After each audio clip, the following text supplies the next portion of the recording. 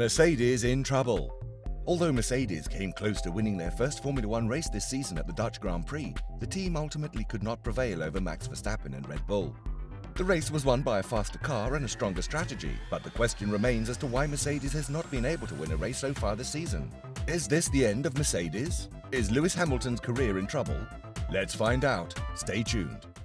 Porpoising was the primary issue that Mercedes faced at the beginning of the 2022 Formula One season, and it was the primary reason for the team's poor performance. Although this huge obstacle has been cleared, the Mercedes 2022 car still has additional restrictions that need to be solved if either Lewis Hamilton or George Russell genuinely hope to win races this season. It was a major blow for Mercedes to be immediately hindered by a different form of bouncing again in Monaco after conquering its porpoising issue in Spain. Because of the low speeds and uneven terrain, Monaco places a premium on a number of important aspects, including ride quality, aerodynamic load, and mechanical grip. After Mercedes had such a good showing in the high-speed areas of the circuit in Barcelona, Monaco proved to be a fantastic test for other aspects of the car. And the W13 was a disappointment, at least in terms of the lofty standards Mercedes had set for itself.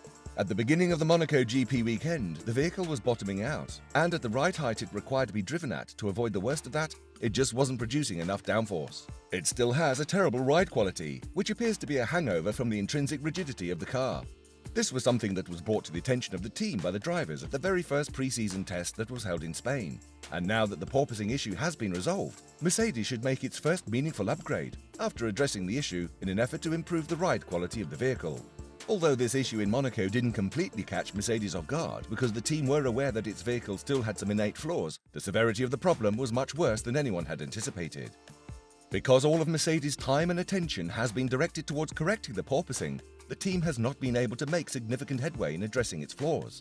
Russell summed up the aspects in which it still needs to improve by saying, "We just need to find a bit more downforce. We haven't been awfully competitive in low-speed corners. In Barcelona, we were the quickest in the high speed and down the straights, the complete opposite to what Monaco offers. We need to find a bit more pace in qualifying. We can't afford to keep having Alpine or McLaren jump us."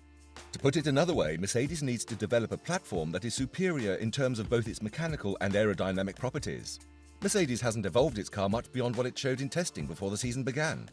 More load and a more stable car will enable the drivers to attack more, and should also help with the persistent tyre warm-up troubles that have plagued Mercedes on multiple occasions this year.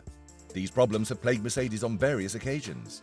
Regardless of whether the track favours the W13 or not, there is still a significant gap between the W13 and the other two teams in terms of qualifying speed. Whether it's a good weekend like Hungary or a challenging one like Monaco, Mercedes is so far behind Red Bull and Ferrari that it will not be able to compete against them until they fix their car.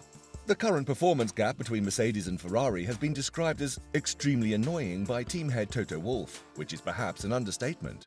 However, the car's ultimate potential is still up in the air, particularly when considering the underlying concerns such as the car's lack of rigidity. It is important to consider that as of 2022, smart hydraulic suspension tricks are illegal.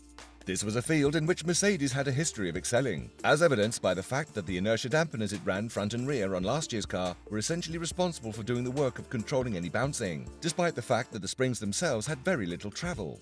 Russell is especially envious of how effectively the Red Bull seems to ride curbs and bumps at all circuits, and it appears that other teams have been more adept at discovering new solutions than they have been. It is evident that the W13 needs a significant amount of additional development. When asked if he would like Mercedes to switch resources and focus on 2023, Hamilton stated his preference by saying, "We have to figure out what's wrong with this car before we can make another car. If we just started making another car, we could easily get it wrong. Getting on top of this one fully, which we haven't yet, will give us a guideline. There are definitely loads of things that I would not want from this car for next year's car." We all believed that Mercedes had resolved the problem with their vehicle during the mid-season break, but after the Dutch Grand Prix, Lewis Hamilton expressed his continued dissatisfaction with the performance of the Mercedes W13. Hamilton was unimpressed with the car's capabilities. During an interview prior to the Dutch Grand Prix in Zandvoort in 2022, Lewis Hamilton revealed his frustration at driving this uninspiring car. Despite the team's poor performance, Hamilton believes that it is his responsibility to motivate the squad. When asked how it felt, Hamilton responded, "It hurts. Believe me, it hurts. But you've got to laugh it off and say, I'm not fighting for a championship. I have a responsibility to keep morale high. We've got to keep pushing and not be discouraged. Yes, it sucks, and the car is slow." Lewis Hamilton is under the impression that it is his responsibility to preserve the team's motivation and morale. despite the fact that the Mercedes W13 is not performing up to expectations. The Briton acknowledged that it was difficult not to be at the front of the pack, but he was relieved that he was not competing for the championship with the subpar cars that were available to him. The words made by the driver, who has won 7 World Championships, are understandable given that he has never finished worse than 6th in the Drivers' Championship, with McLaren in 2009.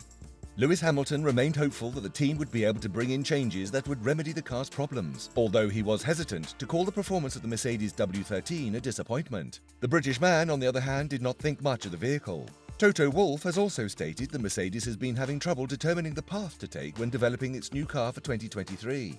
Hamilton, who was unimpressed with the progress that had been made on their automobile, said, "I don't want to use the word disappointment because you have to remember that there are 2,000 people back at the factory who are working so hard to get it right. Of course, I wish that we got it right and had the upgrades to push us forward. I wish we were fighting at the front, but that isn't the way it is." Lewis Hamilton brought up the staff at the factory who were tirelessly working on the car, and he highlighted that he did not want to minimize the efforts that the staff had put out. On the other hand, he will have to make do with the car's performance as it stands right now, which is not certain to get better in the following races.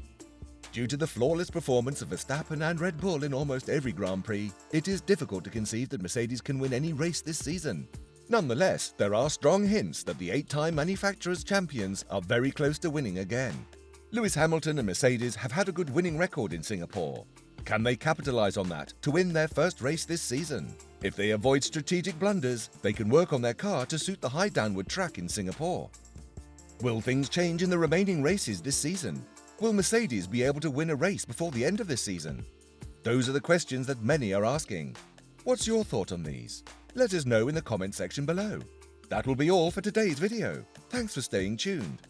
Please don't forget to hit the subscribe button and notification bell so that you can always get to watch more amazing videos like this.